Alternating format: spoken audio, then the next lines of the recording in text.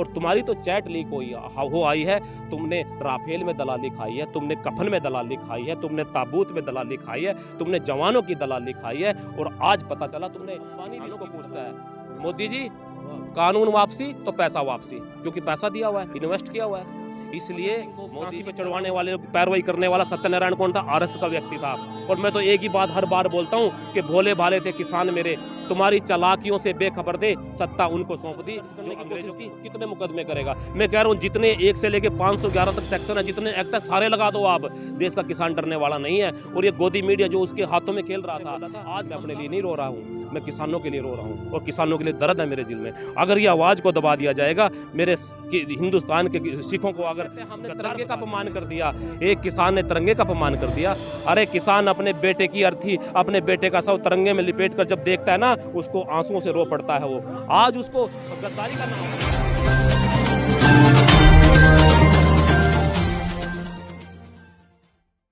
एक ही उल्लू काफी है बर्बादे गुलिस्ता करने को, हर शाख पे उल्लू बैठा है, अंजामे गुलिस्ता क्या होगा।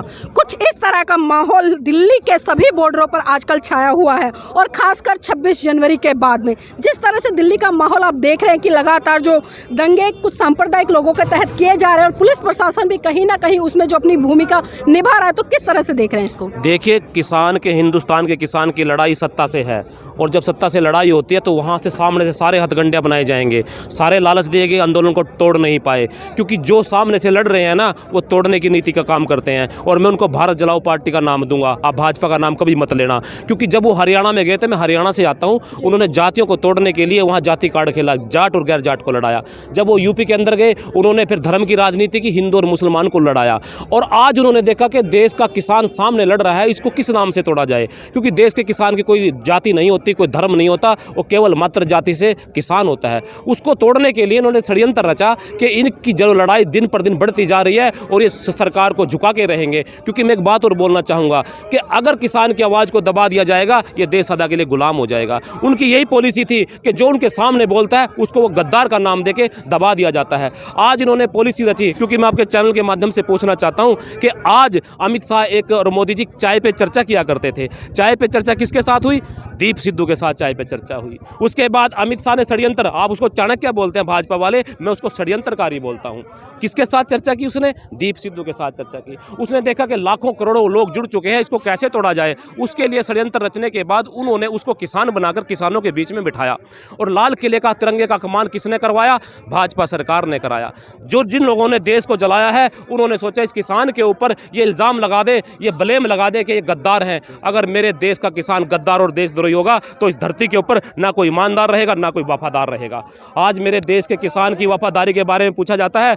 मैं आपके चैनल के माध्यम से पूछता हूं, क्या अमित शाह का बेटा आर्मी में है, सेना में है? नहीं। मोदी और योगी को तो छोड़ दें, उनको तो बेटे ही नहीं है। किसी भाजपा का नेता का बेटा अगर आर्मी में है या सेना में बॉर्डर पे लड़ रहा है तो मैं मान जाऊंगा वो वफादार है, वो ईमानदार है, वो देशभक्त है। आज मेरे देश के किसान का बेटा तिरंगा में लिपट कर आता है, ये सबसे बड़ी इनकी वफादारी की, ईमानदारी की और देशभक्ति की मिसाल है। आज कहते हैं हमने तिरंगे का अपमान कर दिया, एक किसान ने तिरंगे का अपमान कर दिया। अरे किसान अपने बेटे की अर्थी, अपने बेटे का शव तिरंगे में लिपेट कर जब देखता है ना, उसको आंसुओं से रो पड़ता है। वो आज उसको गद्दारी का नाम दिया गया। और दूसरी बात क्या गई? मेरे सिख धर्म के ऊपर भी उंगली उठाई गई। कहा गया इन्होंने तिरंगे का अपमान कर दिया। सिख धर्म, इस हिंदू की सेवा करने के लिए गुरु गोविंद सिंह ने एक सेना बनाई थी, जिसको कहते हैं खालसा पंथ की स्थापना की थी। उसने अपने 4 बेटों को बलिदान किया। क्या वो देश का गद्दार हो सकता है? देश के गद्दार ये लोग हैं जो तोड़ने का काम करते हैं। और आपके चैनल के माध्यम से प्रार्थना करता हूं कि इन गद्दारों की जांच होनी चाहिए, इसके ये जेल के अंदर जाने चाहिए। इसमें अगर अमित शाह भी शामिल है, मोदी भी शामिल है, उनको जेल जाने की मांग मैं करता हूं आपके चैनल के माध्यम से।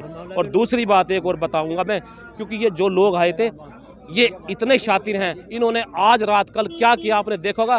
2000 यहाँ पर लोग थे पुलिस के। क्या लाल किले पर पहरा लगाया गया? नहीं लगाया गया। किसानों को डाइवर्ट यहाँ कर दिया गया और इनको वहाँ पर भेज दिया गया। और कल रात को इन्होंने किसानों के आंदोलन को गला दबाकर, कहते हैं ना, मारकर दफनाने की कोशिश की थी, लेकिन ऊपर वाले ने साथ दिया।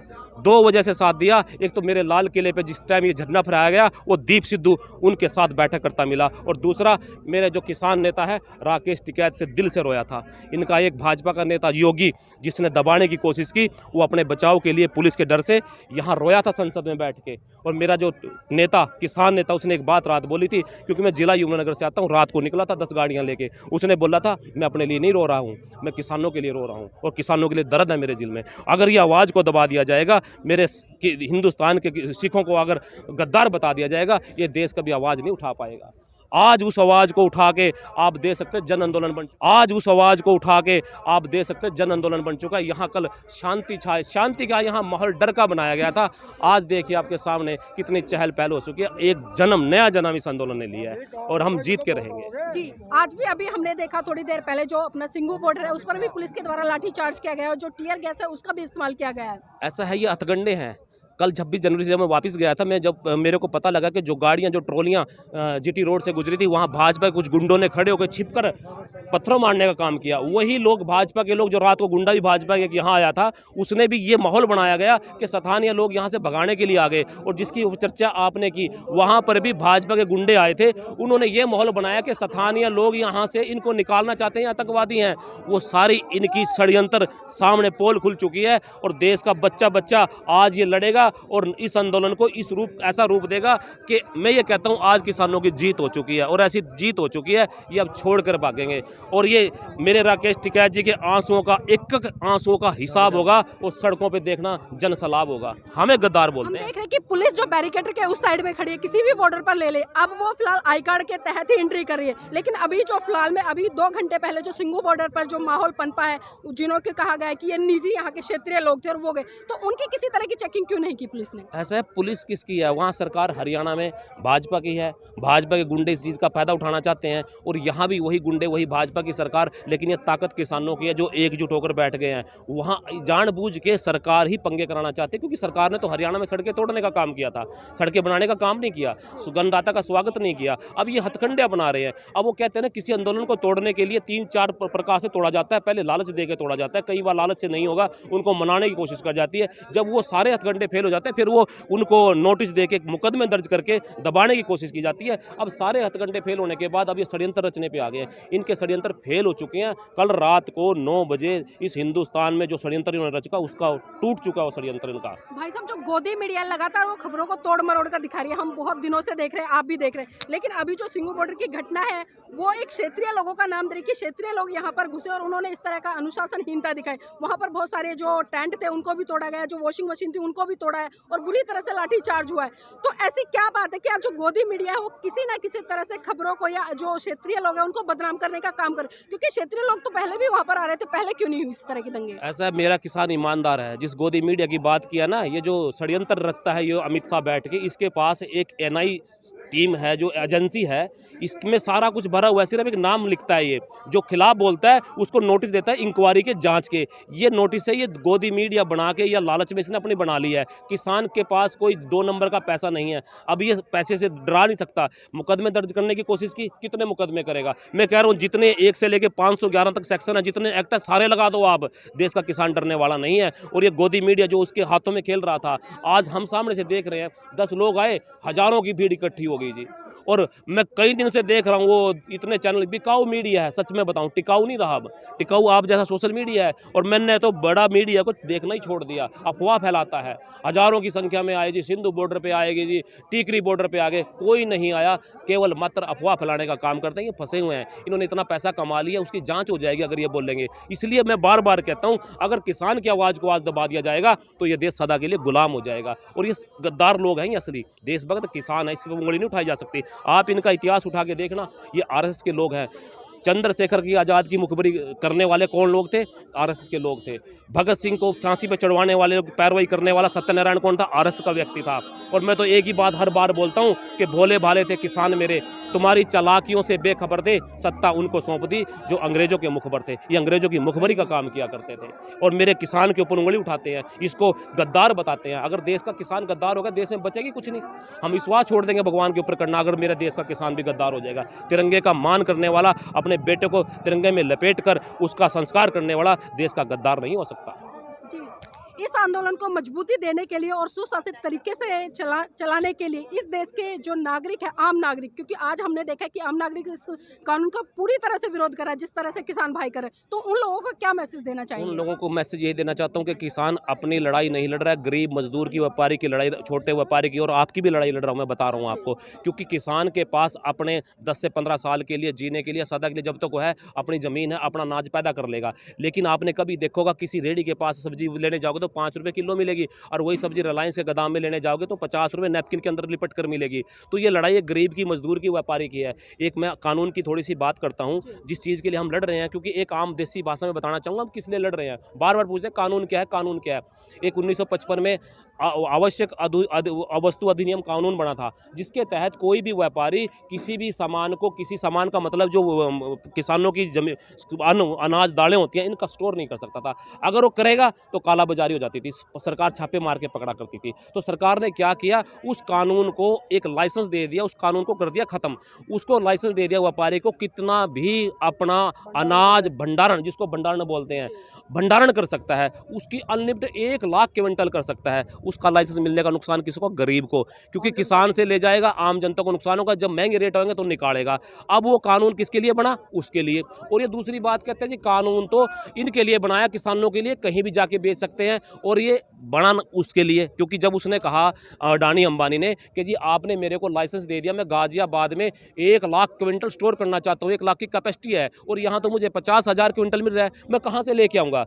दूर से लाने के लिए तो मुझे फिर लाइसेंस चाहिए। दूसरा कानून बनाया गया ट्रेड एंड कॉमर्स, कि आप बिहार से भी लेके आ सकते हो। मान लीजिए अगर यहाँ गाजियाबाद में आपका धान का रेट उसने 1,000 रुपये क्विंटल खरीद लिया, तो यहाँ का छोड़ देगा वो कहेगा 1,000 क्यों, मैं तो बिहार से लेके आऊँगा। तो दूसरा कानून ट्रेड एंड कॉमर्स, जिसके लिए कहते हैं जी किसानों के लिए बनाए, कहीं भी जाके बेच सकते हैं। मेरे देश का किसान अपने जिले से बाहर कोई भी फसल जाके नहीं बेच सकता, उसकी कैपेसिटी नहीं है।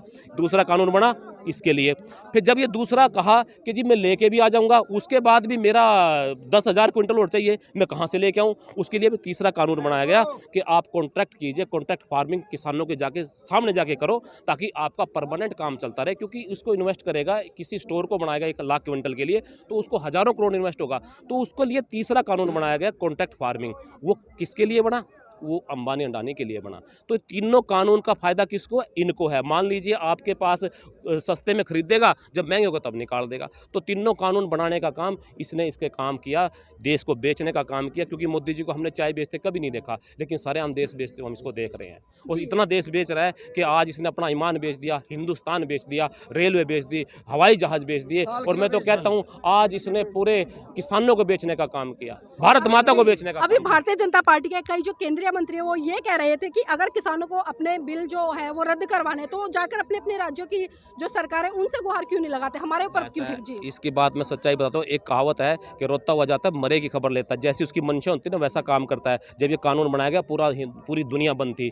उसमें एक क्लोज लिखा गया है, क्लोज ये है कि इस कानून को किसी को पावर नहीं दी गई, स्टेट को, सारी पावर केंद्र सरकार को दी गई। ये जो दो बातें आपने मुझे को पूछा है, ये बातें तब हुई जब वार्ता चली कि इसमें हम ये कर देते हैं, इनकी बनाने की मंशा नहीं थी। और दूसरी बात, जब वो कानून के लिए आपने ये कंडीशन लिख दी कि किसी को पावर ही खत्म कर दी स्टेट को, तो उसकी फायदा क्या है? और जबकि मेरा किसान साथी ये कहता है, जो वार्ता की है, कि हम 3 बिलों की वापसी चाहते हैं, इस अमेंडमेंट में कोई नहीं। मान लीजिए आप एक बात देखिए, मुझे जरूरत नहीं है, मेरे देश के किसान को इस कानून की जरूरत नहीं है। 4 डॉक्टर पकड़ के उठा के ले जाए किसी भी स्वस्थ व्यक्ति को और कहे जी आपको ऑपरेशन करना है, और कहेगा जी मैं तो बहुत ठीक हूँ। नहीं जी, इस ऑपरेशन करोगे आईसीयू में लिटा देंगे, इसके बड़े फायदे होंगे, आप पहले से ज़्यादा दौड़ने लगोगे। बोले नहीं जी मैंने नहीं करना, आप लड़ोगे झगड़ोगे। फिर वो कहता है चलो बीच का रास्ता निकाल लेते हैं। बीच का रास्ता क्या है जी? आपको ऑपरेशन हमने यहाँ करना था, पीठ पे कर देते हैं। क्या ये बातें हैं?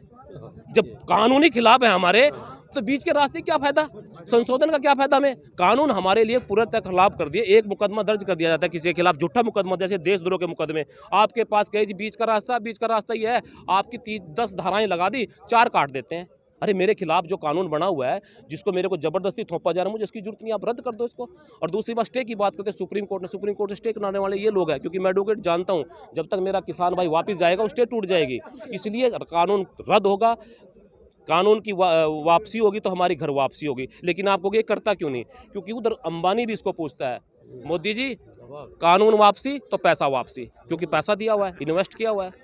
इसलिए मोदी जी डरा हुआ है। और डरने का कारण क्या था? इन्होंने षड्यंत्र रचा कि इस किसान को कैसे तोड़ा जाए। आज वो बैकफुट पे आ गए हैं और मेरा किसान ज़्यादा ताकत से आज सामने आके लड़ेगा। और जो हमारे ऊपर आरोप लगे थे कि हम हिंसा करते हैं, हम तोड़ फोड़ का काम करते हैं, आपने देखा कभी किसी गाड़ी की टकराने के बाद किसी बाजार के बीच में हज़ारों गाड़ियाँ फूंक दी जाती है? 2 लाख ट्रैक्टर यहाँ पे घूम रहा था, 10 लाख व्यक्ति घूम रहा था, कहीं आग जलने की घटना नहीं हुई। जो घटना हुई थी सिर्फ इनका षड्यंत्र था, इन्होंने देश के तिरंगे का अपमान किया। और मैं आपके चैनल के माध्यम से इसकी जांच चाहता हूं। अगर इस जांच में मोदी और अमित शाह शामिल पाए जाते हैं, उनको जेल जाना देखना चाहता हूं। एक बात और चर्चा करना चाहता हूं, एक वो चैनल की बात चल रही थी, आप गोदी मीडिया की तो बात अलग छोड़िए, एक चैनल की चैट लीक हुई है। उस चैट को पता है उसमें क्या क्या बातें हुई है? मैं इनको बताना चाहता हूं कि वहां ये पैदा हुआ था, उस चैट से ये निकल के आया कि जिस टाइम 40 जवानों की पुलवामा में अटैक में डेथ हुई थी, हाँ, उसमें 19 में उस टाइम चुनाव का माहौल था, उसमें ये बातें की गई भाजपा के नेताओं के द्वारा कि जी इसका ऐसा माहौल बनाओ ताकि हमारी फेवर में पूरा इलेक्शन उठ जाए। और कितने मारने पड़ेंगे, ऐसी बातें हुई इन लोगों ने की है और उछल कूद करता था। मैं कविताएं भी लिख लेता हूँ। लेकिन अभी हम देख रहे हैं वही जो इस आप चैट की बात कर रहे हो, अर्णव गोस्वामी, मैं तो बिल्कुल स्पष्ट नाम लूंगी उस व्यक्ति का। अब भी वो लगातार देख रहे टीवी से डिबेट करता, सब कुछ करता है, लेकिन क्या बात है कि पुलिस प्रशासन उसके गलेबान तक नहीं पहुंच पा रहा है। ऐसा है, उसके राज इसके पास है, भाजपा वालों के राज इनके पास है। और ऐसे ऐसे राज हैं उनके साथ पूरा नंगा नाच, क्या कहते हैं कि सारे जो इनके पर्दे इसके पास खुले हुए हैं। और दूसरी बात आप देखिए, आंदोलन के टाइम मेरे गुरु नानक के लंगर के ऊपर इन्होंने फंडिंग पूछी है कहाँ से आई है। मैं कुछ पंक्तियां भी लिख लेता हूँ कि गुरु नानक का लंगर है, क्योंकि इसकी बात चल रही थी, अभी मेरे याद आ गया कि गुरु नानक का लंगर है, सदियों से खिलाते आए हैं, सदियों से खिलाते आए हैं, भूखों को रोटी खिलाई है। अरे लॉकडाउन में खिला ना पाई तुम्हारी सरकारें, हमने तुम्हारी सरकारें आई हैं और पूछते हो फंडिंग कहाँ से आई है। तुमने बनाए हजारों करोड़ के दफ्तर, तुम बताओ तुम्हारी फंडिंग कहाँ से आई है, तुम बताओ तुम्हारी फंडिंग कहाँ से आई है। और तुम्हारी तो चैट लीक हो आई है, तुमने राफेल में दलाली खाई है, तुमने कफन में दलाली खाई है, तुमने ताबूत में दलाली खाई है, तुमने जवानों की दलाली खाई है। और आज पता चला तुमने किसानों की भी दलाली खाई है। ये दलालों के निकले दलाल, तुम निकले दलालों के दलाल। और दलाली करने में तुम्हें हासिल महारत है, और कब जाओगे जेल, पूछता मेरा भारत है, पूछता मेरा भारत है। जी बहुत खूब। तो हमारे साथ में थे एडवोकेट जिन्होंने अपने माध्यम से जो दर्द है किसानों का, इस देश की जनता का, वो दर्द रखा। और वास्तव में वो दर्द जायज है, क्योंकि वो दर्द इसलिए जाते हैं क्योंकि आज भी कड़कड़ाती ठंड में लगातार किसान अपने मांगों को लेकर इन सड़कों पर डटा हुआ है। और उनकी यही डिमांड है कि जब तक सरकार इन 3 काले कानूनों को पूरी तरह से रद्द नहीं करती, हम घर वापसी नहीं करेंगे।